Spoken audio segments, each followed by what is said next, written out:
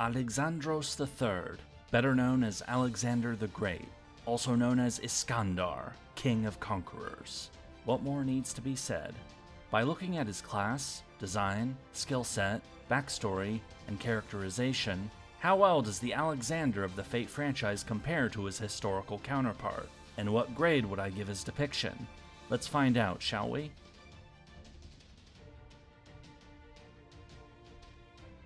So, quick note about names. In English, this guy is most commonly known as Alexander III, or Alexander the Great. But in Greece, both today and during his life, he was called Alexandros. After he conquered the Persian Empire and became its new king, he also became known as Iskandar, which is his name in Farsi, Arabic, and a few other languages. It's all the same guy. I'll generally go with Alexander, or Alex when talking about the historical figure. Though when talking about the Fate characters, I'll try to stick to Alexander for his younger version, and Iskandar for his older version. Anyway, let's continue. Alexander is a rider class servant, while Iskandar is a rider class servant. It's not often that we get two versions of the same person, and yet get the same class for both. So does the rider class work for them? Absolutely. Obviously, the guy is most famous as the Macedonian king who led his armies on a massive spree of conquest. And Alexander was very much a frontline commander. He got wounded quite a few times. He rode into battle on his horse Bucephalus, and personally led his cavalry in the battles, the Companions, or the Hetairoi. Now, the younger Alexander is actually riding Bucephalus, and it's also his MP. But what about Iskandar and that chariot? While he did use one on a few occasions, including an incident I'll talk about later, Alexander isn't really known for riding a chariot into battle. The chariot Iskandar gets is known as the Gordian wheel, which is pulled by two divine bulls. Apparently, this is a reward from Zeus for cutting the Gordian knot, the infamous knot created by Gordias, founder of the city of Gordium, and the guy who sacrificed those bulls to Zeus in the first place. I'll talk more about the knot itself once I get to Iskandar's Bond CE, but for now, while the historical Alexander isn't really known for riding a chariot, the way the writers tie the chariot to the legend of the Gordian knot, something that very much is part of Alexander's story, I'll go ahead and say this falls under creative license, and it's pretty clever too. Getting into his character design, there is certainly no shortage of artistic depictions of Alexander to compare this to. But most depictions of Alexander tend to give him a very youthful, almost innocent appearance, kinda like what you see in statues of some of the Greek gods. But there is one that's different, a copy of a bronze statue made by Alexander's personal sculptor. In other words, someone who actually saw the real man. And I'd say it's a more believable image of a warrior king who entered the fray himself. Fate seems to agree, since its depiction of the adult Iskandar is more like this rather than the more common youthful statues. At the very least, Fate certainly makes Iskandar look like a conquering king, someone who inspires awe and fear in equal measure. The armor he wears resembles a muscle cuirass, a type of bronze armor typically seen in depictions of legendary figures from the ancient world, including Alexander. While this is okay, Alexander is more often shown wearing the linothorax, a type of linen armor that we don't honestly know much about. Linen doesn't last like metal does, so we don't have any examples of it. As for the younger version of Alexander, he looks much like his older counterpart, but smaller. There honestly isn't much else for me to say other than that it's fine. Overall, Iskandar and Alexander have pretty good designs, with clear links to their origin and time period, even if some details might be a little different. At the very least, the spirit of the character, a young boy who grows up into a conquering king of legend, I'd say they captured that. Moving into their skill sets, I'm going to start with the younger Alexander since he appeared in FGO first. His first skill is Charisma, a generic skill we've seen plenty of times, concerning one's ability to lead, inspire, or just be likable to others. Alex getting this is a complete no-brainer, though his Charisma is rank C, which means that the devs think that the teenage Alexander is just as charismatic as the adult Julius Caesar. I don't know if that's a compliment towards the still-growing Alex, or an insult towards the fully-grown Caesar. Perhaps both. Alexander's second skill is Fair Youth, which upgrades into Fair Youth Thunder, a skill owned by the young Alex as well as Kid Gil. It basically is for younger characters who are, nevertheless, quite attractive, being akin to a charm skill that works on both genders. Alexander is noted as having been extremely handsome, at least in his early years.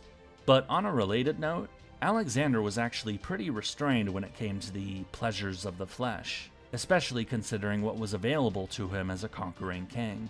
Warfare was his main occupation, though he did have another vice that caused a lot of trouble, one that we will be talking about later. As for the upgrade adding thunder, this is something else to talk about. Alexandros III was the son of King Philip II and his queen Olympias. Now Alexander was said to be a descendant of Heracles through his father, and if you remember back to my video on Heracles, he got quite busy, having something like 100 children. But Alexander's own mother, Olympias, also spread the idea that Philip II wasn't actually Alex's true father, but that Olympias had been visited by Zeus, something Zeus is rather famous for doing. Alexander would then claim this, declaring himself to be a son of Zeus. Since Zeus is known for wielding the power of lightning, Alexander claiming Zeus as his true father explains not only the thunder part of this skill's upgrade, but also why both versions of Alexander get the divinity trait, as well as various other effects relating to Zeus or lightning in general that you see with both Alexander and Iskandar. Alexander's third skill is Omen of the Conqueror, an Alexander-specific skill hinting at what he will later become, the legendary King of Conquerors. This is pretty self-explanatory. Swapping over to Iskandar's skill set, his first skill is Charisma, which we've already seen on his younger version. There's really nothing more to say here either. Iskandar's second skill is Tactics, which upgrades into Suppressive Tactics. Tactics is a generic skill representing skill at leading armies or formations into battle. Like the Charisma skill, this is also a no-brainer. In the FGO materials, it says that Iskandar's version of Tactics is not only effective in an anti-army role, but in an anti-fortress role as well. That's a nice addition, since Alexander did do a fair number of sieges during his life. Though, I have to seriously question whoever decided to give Iskandar Tactics at rank B rather than rank A.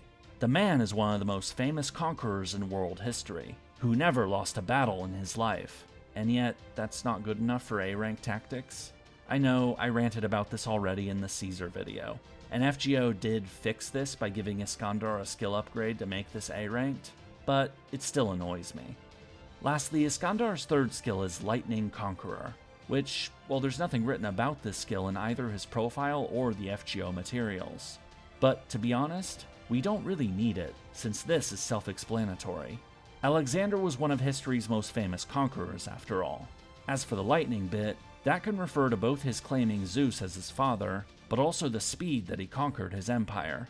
And for most of those conquests, Alexander had a special companion, one that had been with him since he was 10 years old.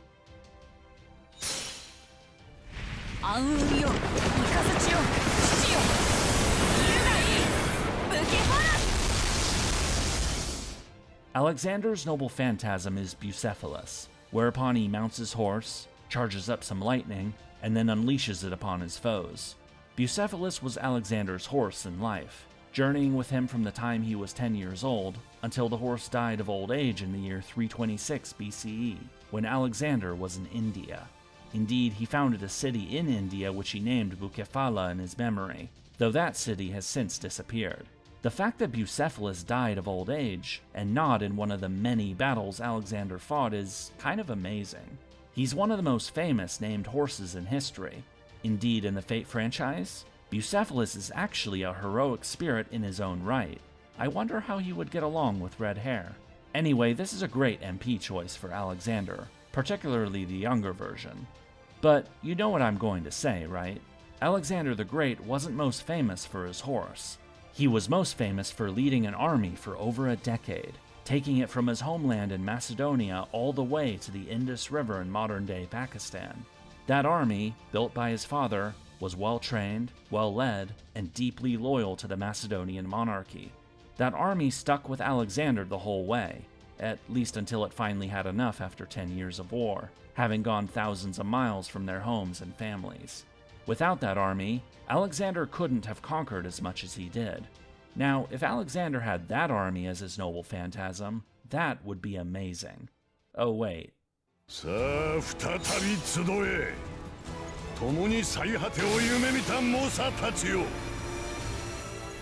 ここに刻む轍は我らの誉れ。アイオニオイヘタイロイ。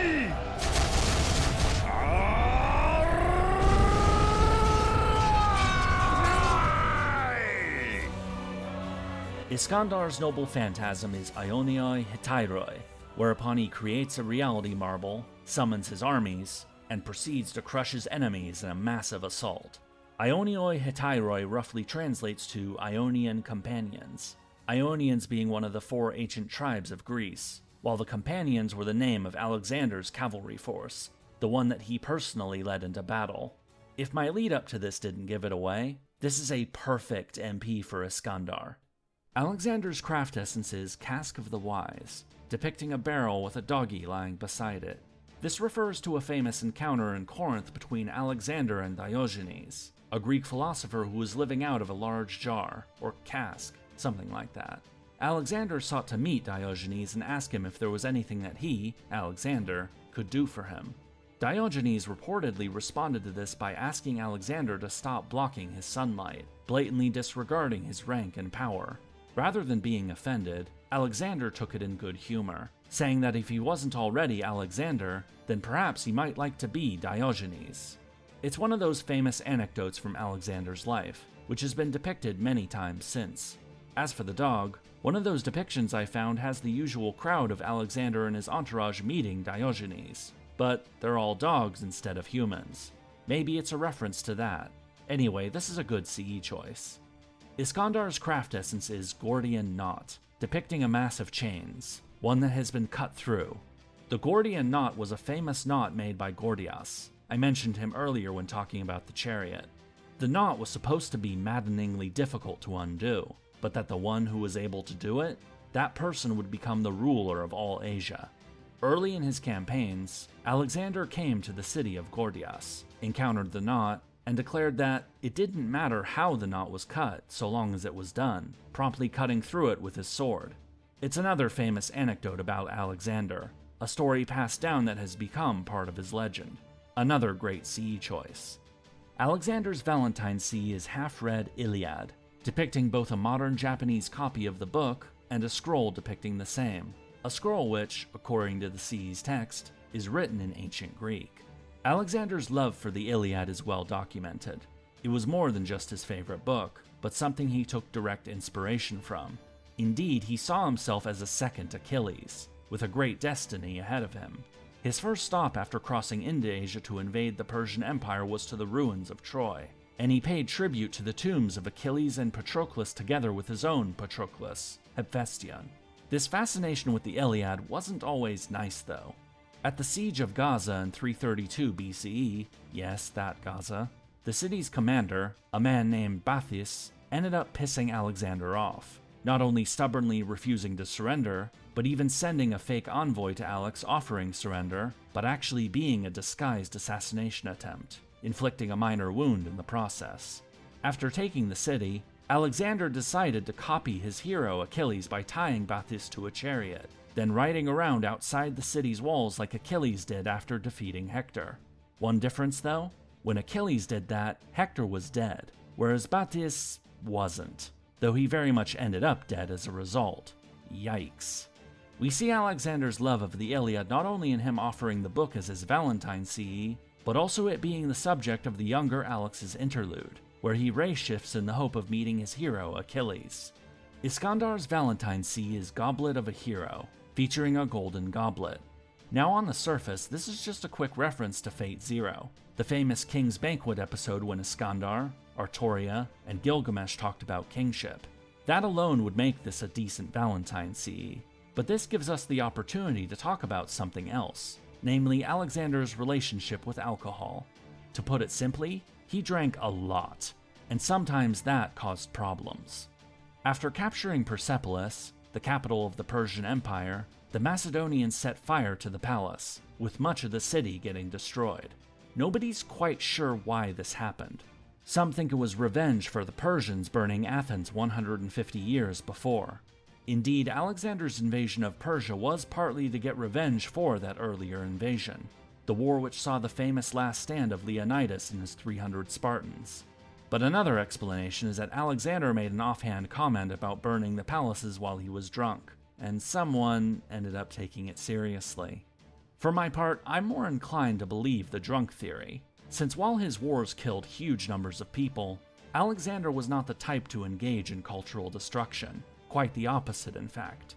In 324 BCE, he executed some of his men for desecrating the tomb of Cyrus the Great, the founder of the Persian Empire he had conquered, then had his personal architect help fix it up. Another notorious incident involving alcohol concerns Alexander's general Cletus the Black. While at a banquet, and with most of those attending being drunk, an argument between Alexander and Cletus broke out, ultimately ending with Alex throwing a pike at Cletus, killing him. As you can imagine, Alexander deeply regretted this incident, though that didn't stop his heavy drinking. Indeed, one of the theories about how Alexander died is that it might have been alcohol poisoning, with the other theories being an illness, that he was poisoned by his own men, and more. It remains one of history's biggest unsolved mysteries. Now for characterization, starting with a look into the legend of Alexander the Great. Oh boy, here we go. Another historical giant whose impact was so large, it's pretty much impossible for me to go into detail without making this a stupidly long video. You've already gotten a strong hint of that, with how much I've had to say about every aspect of his character thus far, even with basic craft essences that barely have any text, but which gave me the opportunity to go into tangents about his life. Like I did with Charlemagne and Caesar, I'll do a general summary of his life, as well as mention some interesting details about him. In many ways, Alexander the Great, born in 356 BCE, was the right person in the right place at the right time. His father, King Philip II of Macedon, had created a mighty army and become the dominant power in Greece. Greece had been weakened by internal strife since its victory over the Persian invasion in 478 BCE, culminating in the Peloponnesian War that ended up leaving the Greek cities vulnerable to Macedonian domination. The Persian Empire, though, had been weakened too, desperately trying to hold on to what it had rather than expanding further. Philip II's plan was to unite Greece, and then launch an invasion of the Persian Empire, to free the Greek cities still under Persian domination, and to get revenge for Persia's earlier invasions of Greece. Philip II had the army, the generals, the tactics, everything. But then Philip got murderized by one of his bodyguards in 336 BCE, and so everything he had prepared and built fell into the hands of his 20-year-old son, Alexander III. Despite his youth, Philip had prepared his son well, not only having him tutored by the philosopher Aristotle, but also giving Alexander command of part of his army at the Battle of Chaeronea, getting him some combat experience prior to ascending the throne. With an impressive father who had made Macedonia a budding superpower, an ambitious mother who channeled those ambitions into her son, and his education by one of the ancient world's most famous philosophers, the result was a man that was extremely competitive, dangerously intelligent, and had the drive to pursue his seemingly limitless ambitions. In other words, Alexander was like a force of nature, charismatic, hot-blooded, and with a very nasty temper, and yet also with a voracious appetite for knowledge, with the ability to calm down his passions and make plans to try to make his dreams come true. His record as a general speaks for itself. Alexander never lost a battle, though his style of leading from the front did get him wounded multiple times. Like in the Caesar video, let's do a quick run through Alexander's campaigns. His first battle was at Chaeronea in 338 BCE, under the command of his father, to defeat a coalition of Greek cities. After his father's assassination, some of those cities rose in revolt, and Alex wanted to secure his north before going into Persia anyway. Fighting battles first at Mount Haemus and then at Pelium in 335 BCE to secure his north, Alexander then marched south to Thebes, capturing and destroying the city in December of that same year, a warning against any further uprisings. With the home front secured, it was now time to invade the Persian Empire. Crossing over into Asia, he first met the Persians at Granicus, before moving on to take Miletus and Halicarnassus in 334 BCE. The following year, in 333, he had his first encounter with the Persian king Darius III, defeating him at Issus. From there, Alexander marched south along the coast. Starting in January 332 BCE, he was held up for half a year laying siege to Tyre, finally taking the city in July. After taking Gaza in October 332, he advanced into Egypt, who welcomed him as a liberator from Persian rule, making him pharaoh. Alexander wisely restored the temples to the Egyptian gods and made offerings to them, securing his rule there despite the fact that he would never set foot in Egypt again. He would also found the first of many cities that were named after him, with this first one in Egypt, Alexandria, becoming by far the most successful. It's not quite the city it once was, but it's still the second largest city in Egypt today, with over 6 million inhabitants. In the next year, 331 BCE, Alexander marched northeast into Mesopotamia, meeting Darius III again at the Battle of Gaugamela, decisively defeating him, then moving to capture the city of Babylon, which Alexander planned to have as the capital of his new empire. From here he advanced into Persia itself, winning battles at the Uxian Defile and at the Persian Gates before taking their capital at Persepolis in early 330 BCE. For the next few years, Alexander would clean up what was left of the Persian Empire, winning victories at Syropolis and Jaxartes in 329 BCE, then at Sogdian Rock in 327. After consolidating his gains, Alexander moved into the Kofan region in 327, what is today Afghanistan, before capturing Okeanos in April 326 BCE. Now marching into the vast Indian subcontinent, Alexander fought a major battle in May 326 BCE at the Hydaspes River against King Porus, who would then become an ally to Alexander after being defeated. But it was at this point that not only did Alexander's horse, Bucephalus, die, his army, facing the prospect of having to face gigantic Indian armies, and it now being nearly a decade since they last saw home, Alexander's army staged a mutiny, refusing to march further east. Alexander relented, and during late 326 to early 325 BCE, his army began to head back home, though they would move south to conquer the Malians in the Punjab first, where Alexander was severely wounded by an arrow to the lung. Heading back west through the Gadrosian Desert, his army took many losses in this harsh terrain, finally getting back into Persia in 324 BCE. Some people think that Alexander going through this desert was a very deliberate choice, to punish his men for refusing to go further east. On his way back to Babylon, his close friend Hephaestion died, a major personal blow to Alexander.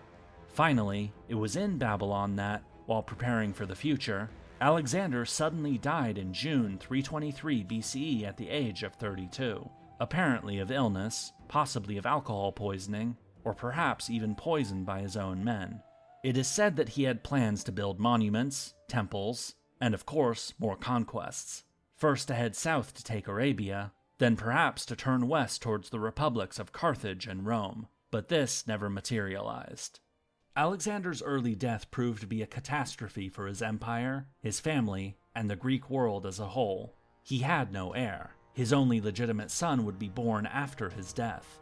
Without a clear plan for succession, Alexander's generals ended up splitting his empire into pieces, then fighting against each other to get bigger pieces of it. Alexander's mother Olympias, his wife Roxana, and his son Alexander IV were all murdered in the midst of this chaos. Ultimately, as these successors, the Diadochi, fought amongst themselves, they weakened each other until other, outside powers swept in to conquer them. The eastern half of Alexander's old empire would be consumed by a new Persian empire, the Parthians, which first appeared just under a century after Alexander's death. The rest of Alexander's empire, including his homeland in Macedonia, would fall to the rising superpower of Rome. The last of the Diadochi, the Egyptian kingdom founded by Alexander's general and bodyguard, Ptolemy I, would manage to cling on until 30 BCE with the death of its last ruler, Cleopatra VII. Despite how short-lived it was, Alexander's empire had a profound impact upon world history. The lands that he conquered were exposed to Greek culture and civilization, which would influence them for centuries to come. Though his wars were undeniably brutal, standard procedure when capturing a city by force was to kill all the men and sell the women and children into slavery. Culturally, Alexander was quite tolerant for his time, allowing local customs and even some local rulers to remain in place. He had wanted to blend Greek and Persian culture together, which, while not popular with some of his men, did help spread Greece's own culture into these regions. But most of all, Alexander left a legacy that would inspire military commanders for millennia to come. being the prime example of a conqueror that everyone wanted to live up to. In a way, though, this legacy was also something of a curse.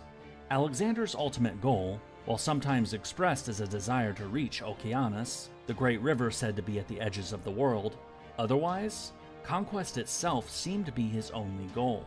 While Alexander did not see his empire collapse, other conquerors inspired by his example would, since they continued their own wars until, eventually, they went beyond their limits, costing them everything they had won. Of FGO characters, probably the best example of this is Napoleon Bonaparte, but that is a story for another time. Shifting over to the Fate franchise, we first meet Alexander, or rather Iskandar, in Fate Zero, where he acts as the writer's servant during the Fourth Holy Grail War. Pretty much from the moment he first appears, Iskandar is a force of nature, an immensely charismatic, boisterous, and awesome character.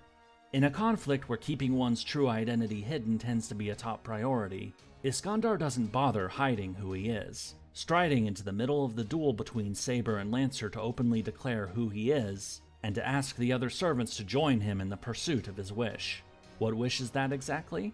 Naturally, it's to pick up where he left off, to come back to life and conquer the world, but now in the 1990s rather than the 4th century BCE. And of course, he still dreams of Okeanos, just like he did in life. He may not get any of the other servants to join him, but Iskandar certainly makes his presence felt, as a force to be reckoned with that is impossible to ignore. While some characters are shocked by his behavior, Kiritsugu wonders how such an idiot could have conquered so much of the known world. This is not at all out of character. Alexander the Great was impulsive, extremely aggressive on the battlefield, had seemingly limitless ambition, and an ego to match. What characters like Kiritsugu, and indeed much of Fate Zero's cast missed, is that behind all of the loud speeches and grand proclamations lies an incredibly intelligent mind, one that is capable of taking his ideas and making them reality. The only characters that seem to truly understand just how dangerous Iskandar really is are the ones he invites to the king's banquet at the Einsburn Castle, Artoria and Gilgamesh. It's telling that in their later battles against Iskandar, neither Artoria nor the famously arrogant Gilgamesh hold anything back. Artoria unleashes Excalibur the moment she catches up to Iskandar, having chased him due to having been tricked into thinking that Iskandar had kidnapped Irisfeel. Later, when facing Iskandar on the bridge, Gilgamesh doesn't hesitate to draw Ea, something he only does when he is facing an opponent he takes seriously. In other words, Iskandar was their enemy, but one that was worthy of respect. Outside of being a combatant, we get plenty of time with Iskandar together with his master, Waver, giving us an opportunity to get to know the man and how he sees the world. Iskandar says much about how a true king ought to act, which in short seems to be that a king should be the biggest, loudest, and most ambitious person in the kingdom, to act as an example that the people would want to join or follow. As mentioned earlier, he also shows a preference for winning over allies rather than just crushing everyone in his way. Also, Iskandar seems to often find himself playing the role of mentor, trying to guide those who he sees as making mistakes, which is best seen in his interactions with his master Waver, and to a lesser degree, Artoria. Much like he did in life, Iskandar has goals he wants to pursue, and he wants to bring others along for the ride. But there is a dark side to his character, that, as a king, Iskandar is also greedy and ruthless. Despite expressing a desire to subjugate his enemies without humiliating them, the real Alexander was certainly not a nice guy. Between the immense amount of murder, enslaving, and pillaging his armies did, his war-making coming at the expense of anyone who stood in his way, and even killing his own men on a few occasions, not just his drunken fight with Cletus the Black in the forced march through the Gedrosian desert I mentioned earlier, but also the murder of his general Parmenion because his son was implicated in an assassination plot, it's not pretty. The real Alexander inflicted great violence and suffering upon the people in the lands he conquered. To his credit, Iskandar does admit this. When Artoria accuses him of being a tyrant during the king's banquet, he doesn't deny it. Iskandar knows that he does bad things, but hopes that, perhaps, his ends will justify the means, that he will create something better. Still, there is something interesting about all this. Can you accuse fate of obscuring the darker aspects of Alexander the Great? Yes. After all, they don't really talk about the uglier episodes from Alexander's life. Instead, what we get is an immensely charismatic conqueror who admits he is a bit flawed, but who is so awesome that, even if you don't agree with him, you can't help but admire his audacity and force of personality.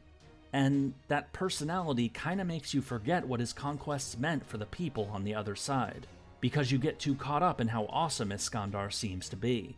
I don't know if this was intentional on the part of the writers, but in a way, Iskandar in Fate is actually a clever warning about the dangers of charismatic leaders. That the force of their personalities, their ability to inspire and make you want to follow them, it can lead to those followers engaging in some truly horrific actions because, as Iskandar puts it, glory lies beyond the horizon. All too often throughout history, the people who carry out the most unspeakable atrocities on behalf of their leaders are not all bloodthirsty monsters. Most of them are just normal people who are swept up by events, only to find themselves doing things that they never would have done without the inspiration and direction of a charismatic leader. As for Fate Grand Order, Alexander's presence there is pretty minor when compared to Fate Zero. This does make sense. His character was well enough established that he doesn't really need more story appearances. His younger writer version might technically be a separate character, but, well, we know what he grows up to be. Unfortunately, the younger Alexander's only real main story appearance is Septum, arguably the worst main story in all of FGO. When I've talked about that, mostly that's been because of how it portrays characters, notably Boudica and Caesar. But Alexander's appearance in Septum highlights Septum's other major problem. He gets summoned towards the end of the story, then gets paired up with Zhuge Liang, or Waver, his old master, but now in adult form, whereas we get the teenage Alexander, a reversal from Fate Zero. He quickly hatches some plans to fight Nero's Roman Empire, luring Spartacus and Lu Bu away, then capturing Boudica. When Nero and the protagonists come to rescue Boudica, they are in turn ambushed and surrounded by Alexander. But then, Alexander comes forth and says that he engaged in all of these maneuvers for one reason, because he wanted to meet Nero. What? Seriously? You, Alexander the Great, want to meet Nero? What's so special about Nero? You're the teenage version of one of history's most legendary conquerors, and yet you want to meet the guy who is best known for the myth of playing his fiddle while Rome burned around him? One of Rome's most famous bad emperors? Which is saying a lot considering there is no shortage of bad Roman emperors? And this is the person you want to meet, Alex? What the hell for? Oh, right, it's Fate's Nero, and so everyone has to bow and admire the ground she walks on. How could I be so blind as to not worship this greatest of all Romans? This magnificent being that blesses us by her very presence. Clearly I'm just a moron for my inability to understand the glory that is Nero. Either that or I just don't find Nero getting unwarranted praise by everyone throughout Septum to be remotely interesting. Now, to her credit, Nero's reaction to Alexander causing her so much trouble simply because he wanted to meet her is... well, she basically says WTF, attacks, and defeats him. Huh, I guess she does have her good moments.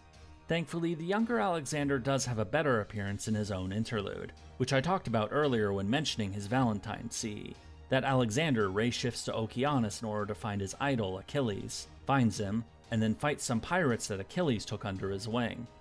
Iskandar's appearances in FGO have been relatively small, limited to either events or interludes. The event that brought him into the game, Fate Excel Zero Order, the Fate Zero collab, has some fun interactions where he, together with his master Waver, end up meeting the older Waver in servant form.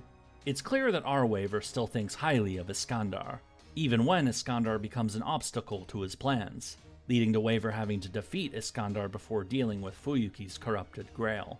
Even if it doesn't add much to Iskandar's character, their interactions during this event are fun at least. As for Iskandar's interludes, there isn't really much to say about them. They largely just show off the personality traits that we already saw in Fate Zero, that he is impulsive, charismatic, and highly intelligent. Iskandar got his real character development in Fate Zero, and so the times when he appears in FGO, they're like a nice bonus, a time to reconnect with an old friend, rather than being an opportunity for more exploration of the character.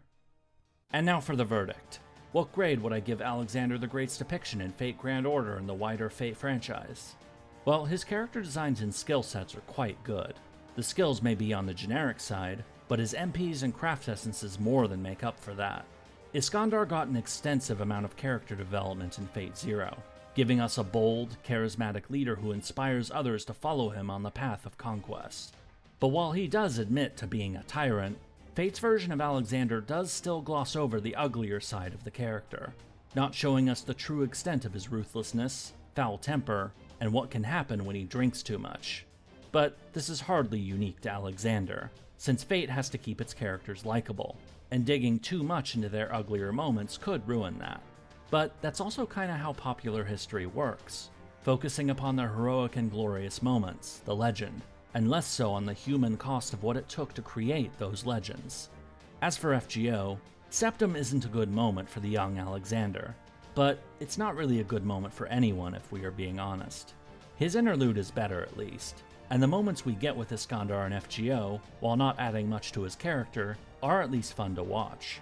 While I can't call his depiction perfect, I'd say that the spirit of Alexander, that of a complicated man who achieved great things through horrific acts of violence, the Fate franchise managed to get that right. And so for a final grade, I am going to give Alexander the Great, also known as Iskandar, King of Conquerors, a B+. If you would like to learn more about someone that Fate didn't get right despite a similar level of fame, check out my video on Julius Caesar here. Also please like, subscribe, and come check out the streams during the weekend sometime, starting at noon Pacific. Until next time.